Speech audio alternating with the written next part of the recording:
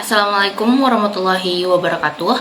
Perkenalkan, nama saya Alwani Heriah dengan NIM 6103230025, jurusan Teknik Informatika Prodi D3 Teknik Informatika.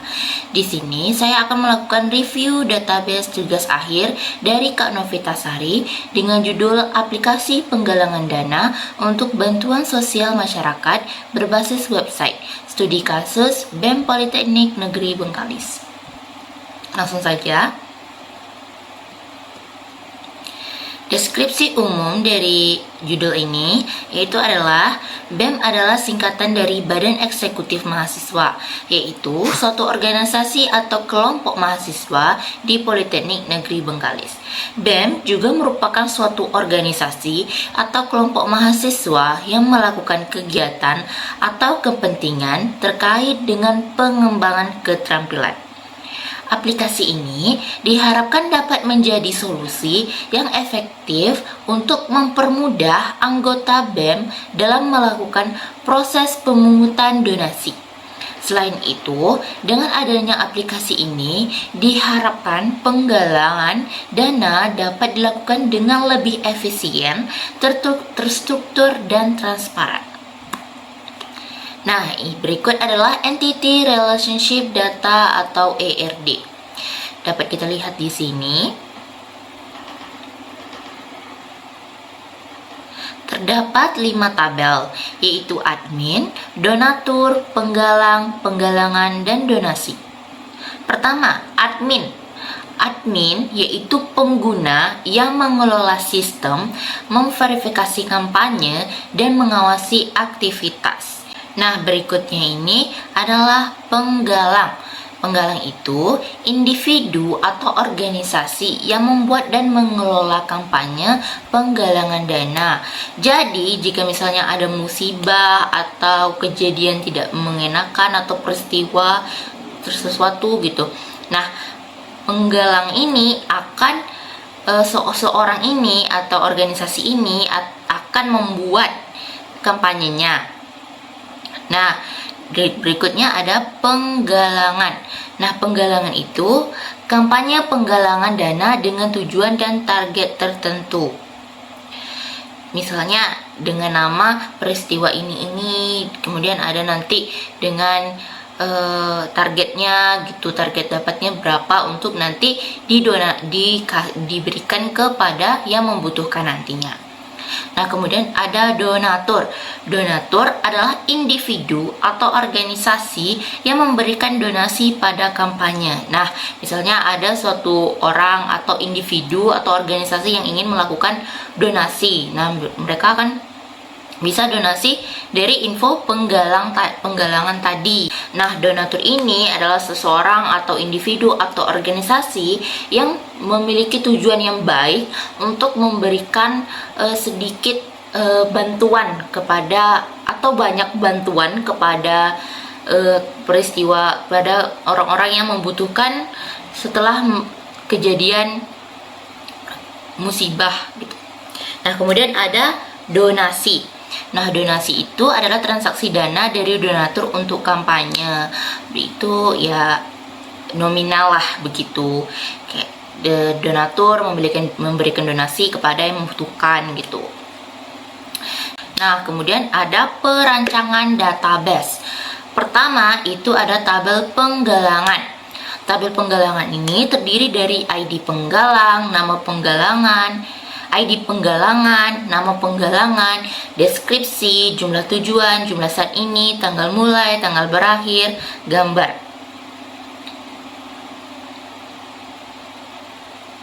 Tujuan tabel penggalangan ini untuk memberikan informasi kepada orang-orang yang ingin memberikan donasi atau donatur yang ingin memberikan donasi kepada orang-orang yang membutuhkan tadi. ID penggalangan itu menggunakan indeks primary key. Nah, kemudian perancangan yang kedua perancangan database yang kedua ada tabel donasi. Pertama itu ada ID donasi, user ID, penggalangan ID, nominal, bukti, status. ID donasi, indeksnya primary key, user ID, foreign key, penggalangan ID, foreign key. Nah, tabel donasi ini itu untuk sebagai bukti kalau segini transfernya nanti, segini nominalnya gitu. Jadi tidak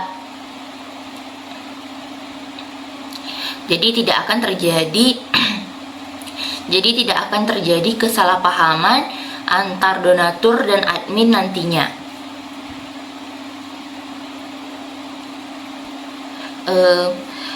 Agar nanti tidak terjadi kesalahpahaman antara donatur, admin ataupun penggalangnya. Kemudian ada tabel user. Tabel user ini menggunakan ID penggalangan, nama penggalangan, deskripsi, jumlah tujuan, jumlah saat ini, tanggal mulai, tanggal berakhir, serta gambar. ID penggalangan ini memiliki indeks primary key. Tabel user ini itu untuk setiap individu yang ingin masuk ke aplikasi tersebut. Nah, kemudian ada CDM. CDM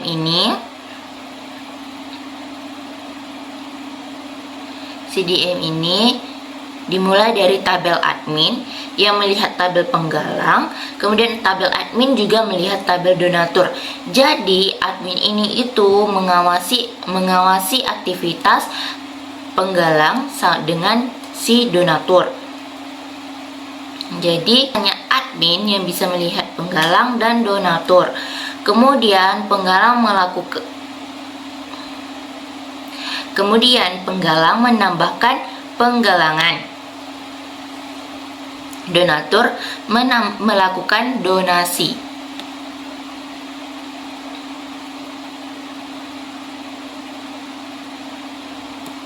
Nah, PDM ini itu dihasilkan dari CDM tadi. Kemudian kita ke menu tools, kemudian nanti ada generate physical data model, kemudian diklik, kemudian jadilah PDM-nya seperti ini. Nah, berikutnya PDM to SQL serta import.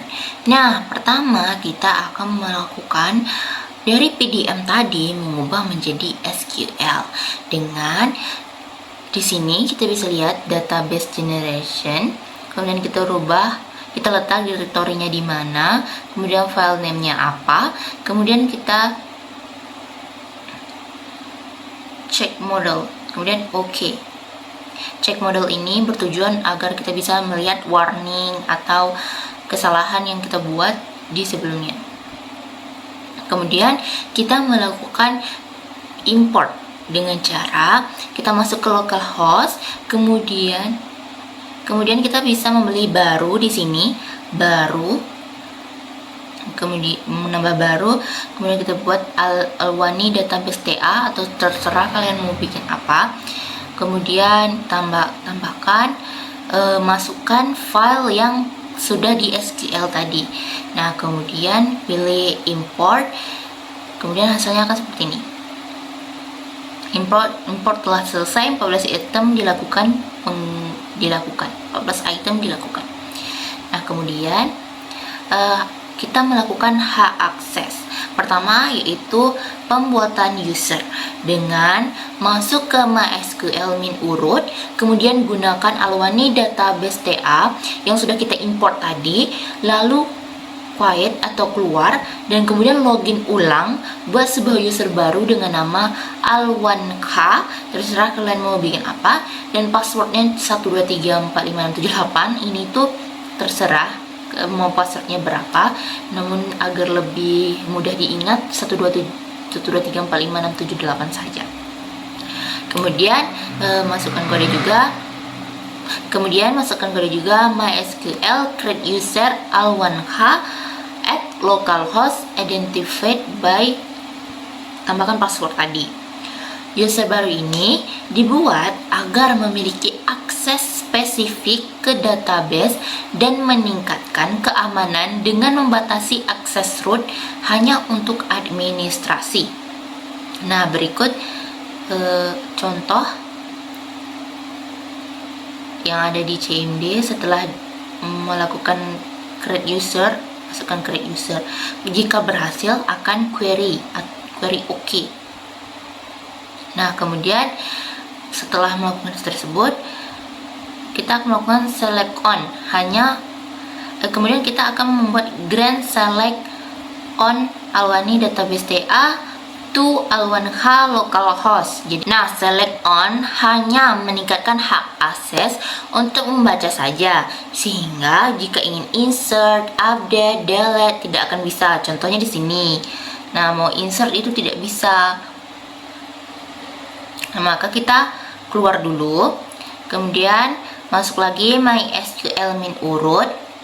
Kemudian kita akan melakukan grant all privilege on Alwani database TA to Al1H localhost.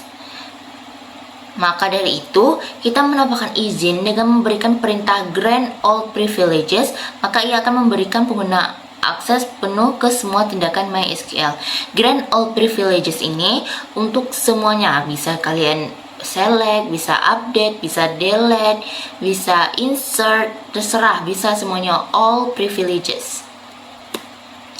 Nah, kemudian kita akan mencoba melakukan update pada tabel admin dengan mengubah nama user dari admin 1 menjadi Alwani. Ini tabel yang sudah kita buat tadi. Nah, kita awalnya di sini admin 1 kan, di sini admin 1. Nah, setelah kita buat update tabel admin, set username Alwani where ID admin 1. Di sini kita set ulang dari admin 1 menjadi Alwani dengan ID adminnya itu 1 kan, jadi admin 1 tadi. Jadi admin 1 menjadi Alwani. Sini jadinya berhasil ya. Kemudian bisa juga nih kita menambahkan isi yang baru pada tabel. Nah, insert into tabel admin values 4 admin 6669. Nah, di sini terdapat isi yang baru di sini. Kemudian berhasil. Nah, kesimpulan yang didapat, dengan membuat CDM dan PDM, struktur database dirancang secara terencana dari hubungan antar entitas hingga implementasi fisiknya. Isi tabel memastikan data tersimpan sesuai desain, sedangkan pengaturan hak akses menjaga keamanan dengan memberikan izin hanya kepada pengguna yang berwenang. Langkah ini menghasilkan database yang terstruktur, aman, dan efisien untuk digunakan dan dikelola. Terima kasih untuk perhatiannya. Jika ada salah kata, mohon dimaafkan. Wassalamualaikum warahmatullahi wabarakatuh.